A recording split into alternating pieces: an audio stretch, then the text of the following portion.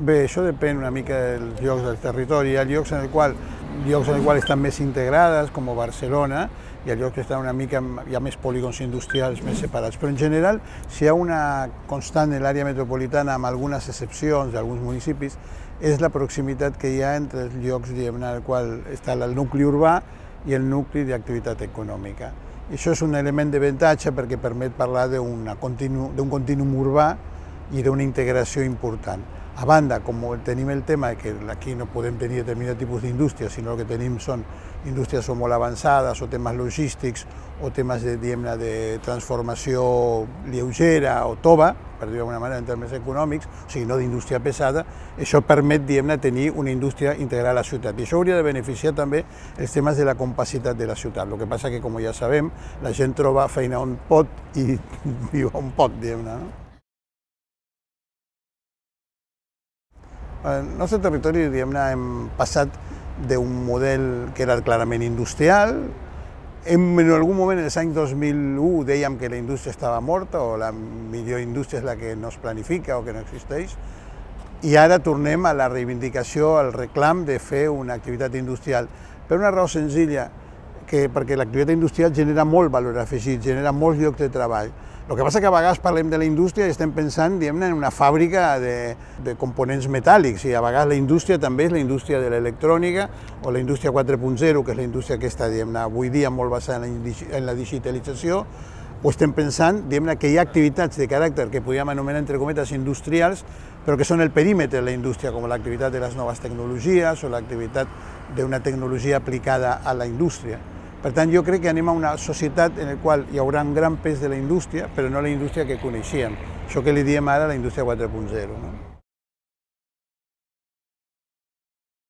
Jo diria que, bàsicament, hem de tenir algun tipus de model flexible, el qual no vol dir un model liberal, que no és el mateix. O sigui, si nosaltres ara estem pensant en un pla urbanístic dels anys 70, estem pensant en un tipus d'indústria en el qual la indústria és una indústria pesada, una indústria que era molt contaminant. En principi, el primer requeriment és una indústria sostenible ambientalment, creadora de llocs de treball, però també estem parlant de qual és la nova conformació d'aquesta indústria. Aquesta indústria és una indústria que ha de ser competitiva en el mercat global, però també ha de ser molt avançada. Nosaltres no podem competir en temes d'una indústria molt intensiva en un tipus de mà d'obra, hem de parlar d'una mà d'obra qualificada. Per tant, hem de pensar això va molt lligat amb el tema del coneixement, per tant, en la proximitat dels centres d'investigació i desenvolupament, molt lligat amb el tema dels centres universitaris, però sobretot un nou tipus d'activitat econòmica que tingui a veure amb això, aquesta idea de la indústria més avançada, la indústria molt digitalitzada, la indústria que genera molt valor afegit. Per tant, estem parlant d'una localització, d'una necessitat de la indústria, d'una ràpida transformació.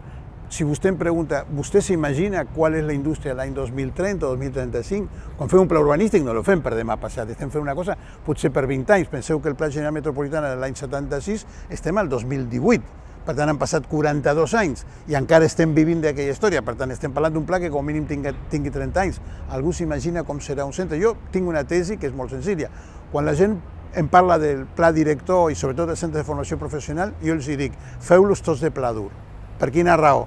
Perquè segurament d'aquí a 20 o 25 anys o 15 anys les necessitats formatives de la gent que treballa a la indústria no seran les mateixes que avui dia. El pla dur és molt fàcil de canviar-lo. Això que diem la indústria 4.0 és una indústria bàsicament centrada. Hi ha diversos components. El més important és la digitalització del procés. Un altre tema molt important és el tema de la proximitat de la producció a la distribució. És molt important això. Un altre element és la integració de tota la cadena de valor en llocs centrals, o sigui, això de fabriquem a Xina, empaquetem a Àfrica i venem a Estats Units. Ara el que intentem és anar integrant, en tot cas tots volem vendre als Estats Units o a Suècia, però en qualsevol cas la idea és de la integració. El model més clàssic són els clústers automobilístics, per exemple, aquí en el Baix Llobregat, la SEAT, la Nissan, que tenen tota una sèrie d'empreses que li treballen amb ells els subproductes, diguem-ne, no? El volant de la màquina, l'embrague, tot això, del cotxe, tots aquests factors que formen part, diguem-ne, de la cadena de valor, de la producció d'un vehicle, o de la indústria alimentària, la indústria agroalimentària, que és una indústria clàssica, la indústria agroalimentària, del qual Catalunya i l'àrea metropolitana té un pes molt important, necessita una major integració del valor. Però clar, això s'ha de fer amb digitalització, amb uns recursos humans molt preparats, amb una proximitat entre les diverses parts del procés de producció de tot el producte final, i això és la nova indústria, diguem-ne, no? I aleshores amb una gran inversió en investigació i desenvolupament,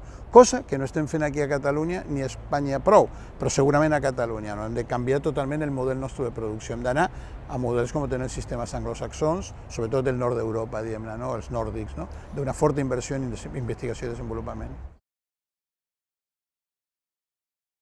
A veure, per nosaltres, com l'àrea de desenvolupament social i econòmic, el principal repte, aunque sembli que no té a veure amb l'activitat econòmica, és garantir l'accés de tothom a la igualtat d'oportunitats. Nosaltres estem per al benestar de la gent, no per solament el model econòmic de la indústria. I per garantir això necessitem bons salaris, necessitem bona formació de la gent, necessitem que la gent tingui oportunitats, necessitem treballar el tema del gènere, diguem-ne, no? O sigui, treballar sobre la qualitat de vida i les condicions de la gent. I per això necessitem tres coses. Una és treballar el tema de formació, recursos humans, capital humà. Segon element, preparar un territori, diguem-ne, no? Perquè aquest territori sigui apte, no?